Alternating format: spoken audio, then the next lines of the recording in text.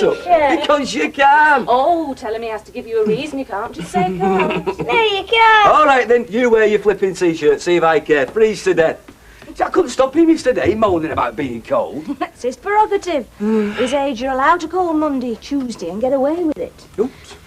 It's when you get to my age that you wonder why you bother growing up at all if you can't make your own decisions. So, this is what comes of taking Ivy serious, is it? Are you going to tell me what she said? The usual. Them kiddies. Our Brian deals them out like cards. Look, I don't know why you just don't tell her that she's only welcome under certain conditions. You tell her. Ivy thinks evolution left me well behind. I'm sure she'd take a blind bit of notice. She thinks I should marry you. She thinks what? She says that if I want to save myself in the eyes of God after all this mess, the least I can do is marry you. And what did you say to that? Nothing. Doesn't deserve an answer. Go on, get lost, Alec. Admit it. You deliberately set that up with Nigel Ridley to humiliate me. I'm entitled to speak my own mind, aren't I? Not if you don't know what you're talking about, and not in public. Yeah. Listen. Newton and Ridley's plans for this pub are our business, not for the likes of Percy. Give me something to moan about Sugden. Tip of the iceberg is Percy, mark my words. Nigel didn't know where to put his face. I could have offered suggestions. Leaking half a tail just to get their hackles up. You did that deliberately. The punters have got a right to know what's happening in this pub. Listen to you. We're talking about refurbishment here. It's a backstreet pub, it's not St. Paul's. St. Paul's has its own defenders. They wouldn't stand for a plastic bar and chrome-plated pasta with a name like Yankees. But there is something you are being very, very thick about, and that is economics. If Newton and Ridley didn't think there was a packet to be had, they wouldn't be investing. They'll clean the place up, they'll rocket the take-ins. What you can't get through your thick skull is it's my own they're talking about. I like it the way it is. The takings are fine. Ah, yes, that's your trouble, isn't it, eh? That's your problem. You started as a barmaid here, you never grew out of it. Who do you think you are, Richard Branson? If you don't move with the times, you move down the dole queue. That's a fact. You said that without moving your lips, Petal. I beg your pardon. Straight out of the Newton and Ridley phrase boot, that was it. How dare Well, you. I dare. Yeah, well, I've got a mind of my own. Aye, and it's travelled a damn sight further than yours, judging by evidence. Yeah. Well, are you coming through? Or are you stopping there like the museum piece you seem so keen on? Take your last word.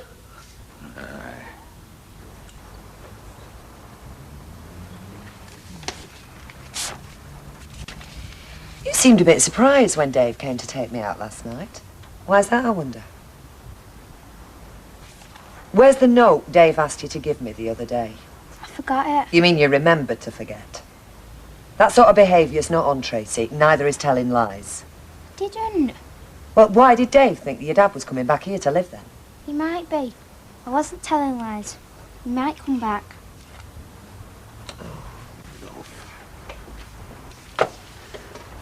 I don't know how to make you understand. Your dad's gone his way and I've gone mine.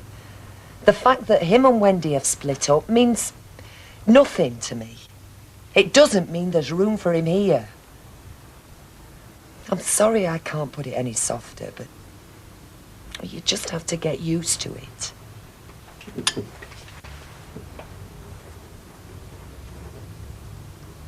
Are you in love with Dave? He's a good friend. I like him a lot.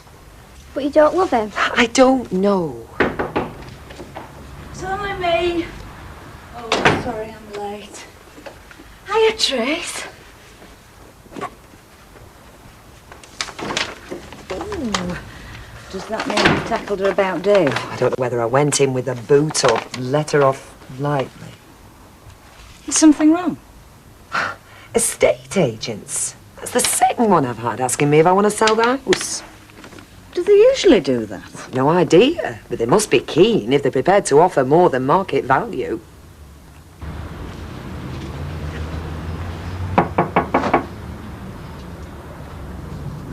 Don't even think about it, Jacko.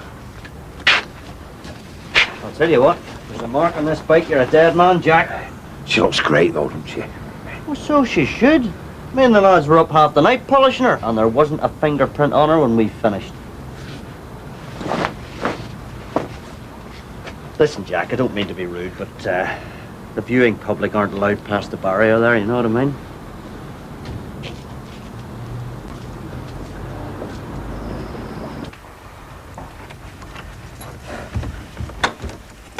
Oh, well, excuses for starting without you. What? The day. I had no lectures till 2. Me and my bed were very grateful for that fact. Oh, yeah, well, I don't see these pots rejoicing. Some of us were listening to Dr. Gluber's theories on biodegradability while that lot was rotting. I'll do it. I know you will. It's your turn. And while you're at it, you can do something about your bedroom. It's more like a scene from Platoon than anything civilization's got to offer. Oh, very homes and gardens is it suddenly? No, Anyway, I thought bedrooms were private territory. they are. So what? So, who's been putting my dirty washing in the bin bag? Look, I just don't want Rita thinking that she's sublet to a pair of dossers, that's all. If you'd listened to Gluber's theories on environmental science, you might have heard her views on self-regulation. If you force people to work at an unnatural pace, they start to destroy the environment. I'll make the coffee, then I'll get dressed, then I'll do the washing up. How's that? Promising. Oh, and then, hold your breath, I might nip out for a tin of paint. Paint? What for? My bedroom. Well, I need some incentive to keep it tidy, won't I? You should have turfed her out. It's about time somebody put their foot down. Hi, Gail. How are you doing? I'm all right, so thanks. Good. She won't stop because she thinks the kids are in jeopardy. So she said that? Amongst other things, yeah. Cheeky mare, really? Go on. Look, Mum, I've had ivy on my back since I was 21. Mostly it goes in one ear and out the other. I don't need the cavalry. Had your hair done? No, I haven't. New outfit? Jack, I've just swilled the yard down in these. I hope you're not trying to chat me up. You kidding? With your husband? Think this is a death wish? And I saw you watching me hanging the washing out this morning. I'll say this once, just so you know where you stand. No chance. Yeah, and that goes for me, Jack, if you're working your way down the block. Hey, no, give over it. It's the bike, Liz. I can't get it out of my mind. You know, I had a dream last night that your Jim threw me the keys and said, Jack, have you ever been had? I'm not doing this bike for myself. It's your Vera's birthday present for you. Happy birthday, Jack. Is it your birthday? No. No, it's not your bike either. If it meant that much, you shouldn't have flogged it. Dream again, cowboy. Oh, go on. Give us a deco. Let me sit on it. Do you know he's becoming a very ungenerous bloke, your Jim, over this bike, you know? He'll never know if you don't tell him. Go on, I won't say a word. I don't know what little Sally must be making of all this. How do you mean? Well, me and Alfie whispering in corners. I mean, her going on about being pregnant. She'll be the first to guess. You mark my words. Don't bother, ma'am. Sally was the first to know.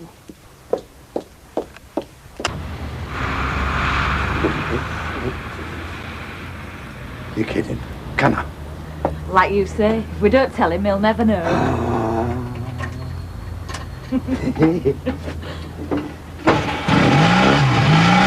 Not so loud, Jack. You'll have the whole street out. Point me to California. Gail went and told Audrey, didn't she? There's me acting all innocent. And she told Audrey that I was the first one to know about it, Kevin. I could have died. Yeah, well, should we go and sit down? Yeah.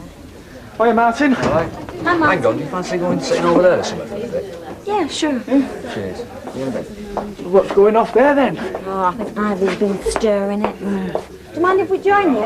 Hey, please. Look, that place needs brightening up.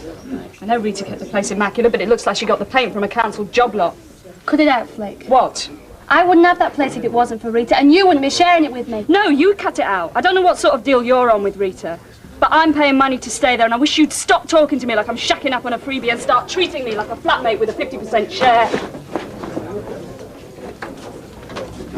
Look, Martin, Ivy made that suggestion because she'd nowhere else to go in the conversation. Well, maybe it was one of the better ones. It'd solve a few problems if we got married. Yet marrying for the sake of a child might shut Ivy up. Wouldn't do us much good, would it? You get married because you want to. I want to. If you can get it out of your head that you're not holding Mr. Ransom and his family at yours, then, well, I reckon you want to, I know. It's for you. Beg your pardon? Phone. Why do you do that, Betty? It's for you business. Then I've only got to say what is, who is it, tell him I'm busy. Look, I don't know why I answer to the door. It's not what I'm paid for, and nobody thanks me. Well, tell him I'm busy. I can't. Why not? Because it's for you. It's Nigel Ridley's secretary, and she says it's urgent. Urgent? Well, apparently. Still not talking? Not in the same language, we're not.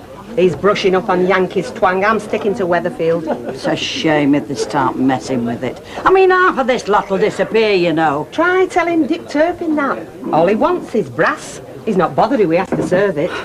Just clock this. Imagine, Betty, 12 months' time, it could be wall-to-wall estate agents and baseball caps swinging from light fittings. Oh, it makes me want to weep. Does it now? It does. Well, shall I tell you what makes me want to weep, Bet, shall I? Huh? That was Nigel Ridley's PA on the phone. He wants us down at the brewery at 4 o'clock. And can you imagine why? No. You and your antics with this mob last night, heckling Ridley.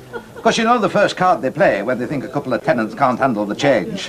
What? Through that door like a pair of flaming gun dogs. I hope you're satisfied.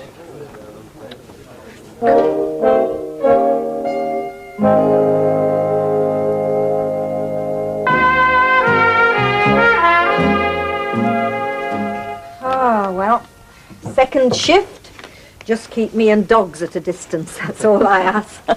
Actually, I'll have to go get the tea sorted out in a minute. I am eternally grateful to both of you. Tracy's usually a godsend with these, but I think I'm definitely off her Christmas list right now. Well, you can't really blame her for trying, Deirdre.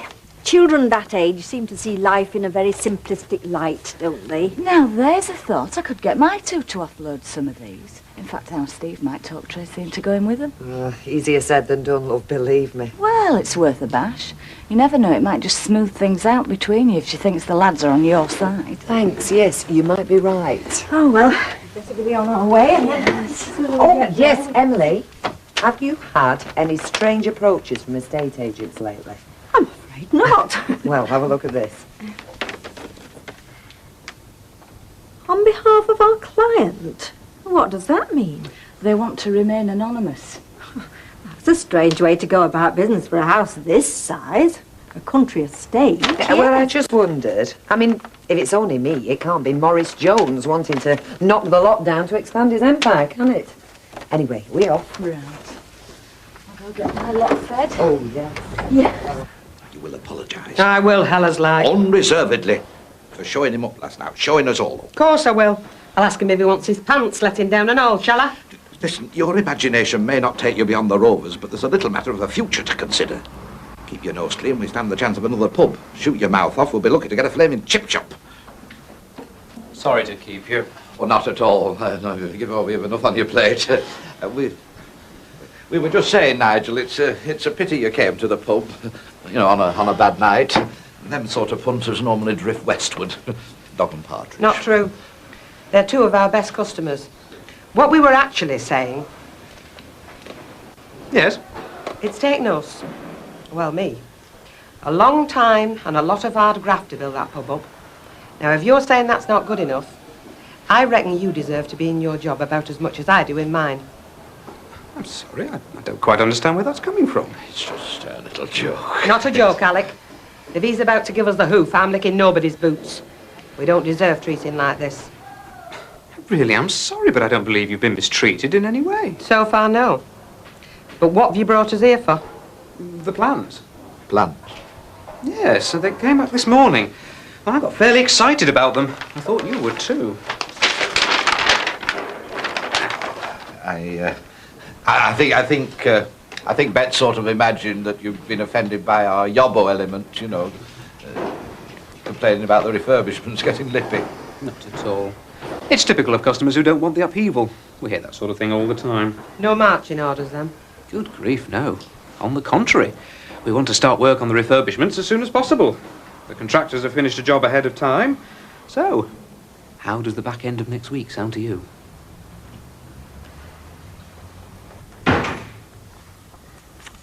Hiya. All right. Were you at school this morning? Of course. So how come I had wee Sally down the shop saying that she heard the motorbike sparked up this morning then? Hi. Beats me. Alf Roberts said the roof was raised. Now let me see. I was working, your mum was out. That only leaves you with access to the keys. Now listen, if either you or your brother have been joyriding, you're in serious bother. I want the truth, Andy. We were both at school today, Dad, honestly. Actually, I think this might have been my fault. Oh yeah, were you riding the bike then, were you? Well, no, not me exactly. good nick. And they might come in, you never know. Wear 'em to a party for all I care, love. Feels strange coming back. But it has a nice atmosphere now. Well, thanks for these, Rita.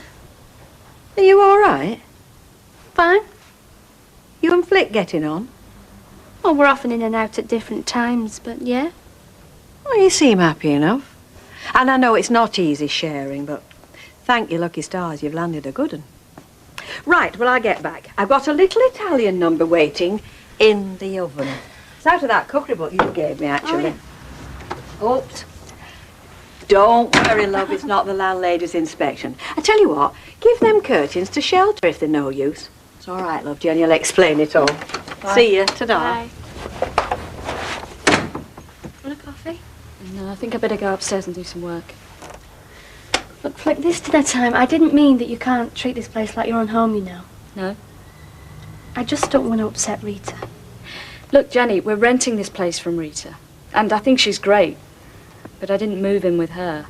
I moved in with you. And I think you want to make up your mind whether you're going to be my flatmate or my landlady. Paint your bedroom if you want to. Yeah, well, there you go again. Paint your bedroom if you want to. Why do I feel as if I've just won an argument with my mother? Why do you want me to say it? Well, it doesn't matter anymore. You shouldn't have said no in the first place.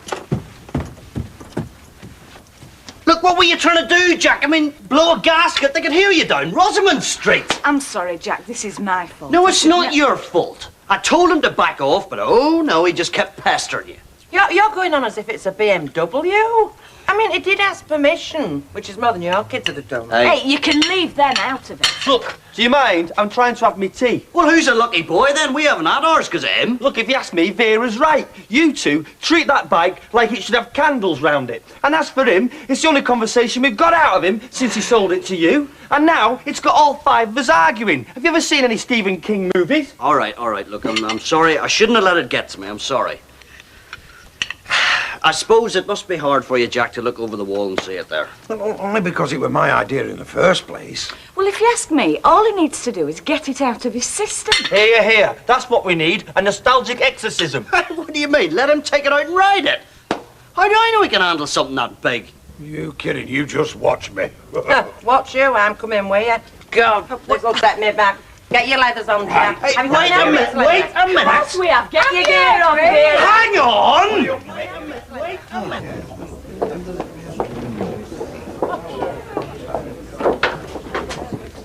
Well, he's cheered up. You haven't. What would you deduce from that, Watson? Good news for him, bad news for you.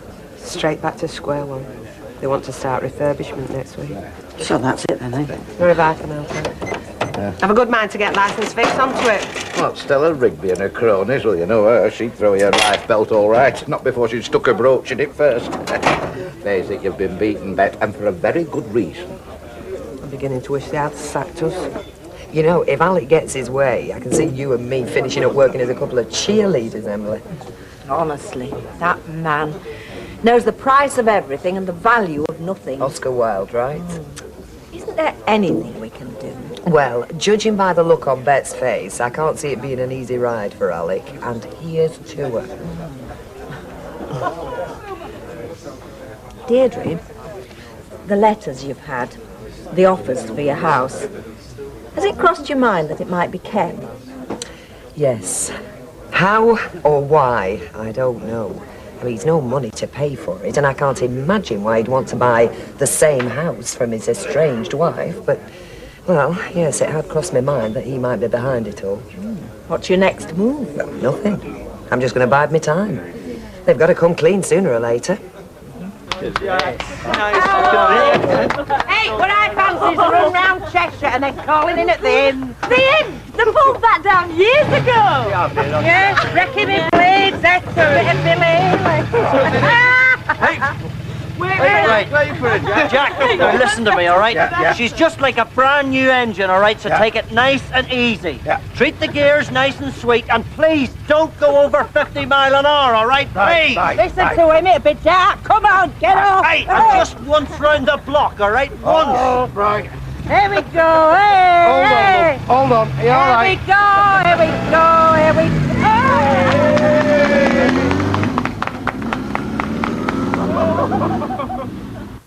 Nicky, leave Sarah alone. She's all right where she is. You're not listening to me, are you?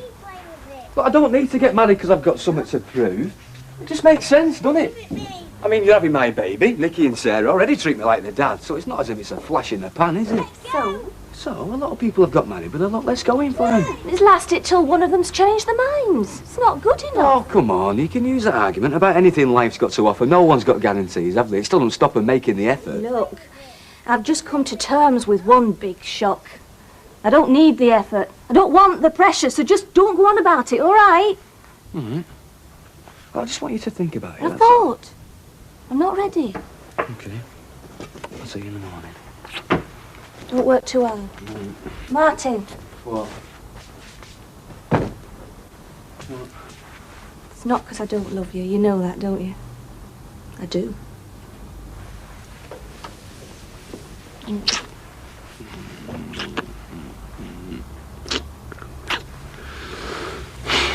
I won't stop asking you, you know. Good. Maybe one day I'll say yes.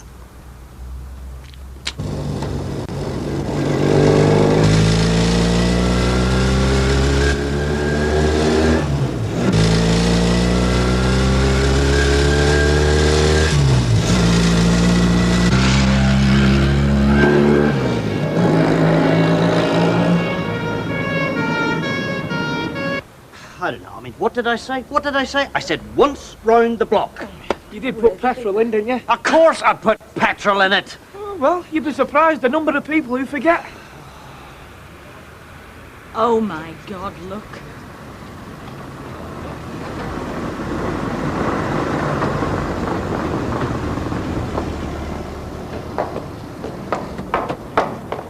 Are they all right? Mr. MacDonald? Yes. That your bike? Yes. I found this pair speeding on a bike that's not taxed, not insured, and not MOT'd. Mind if I come in, sir?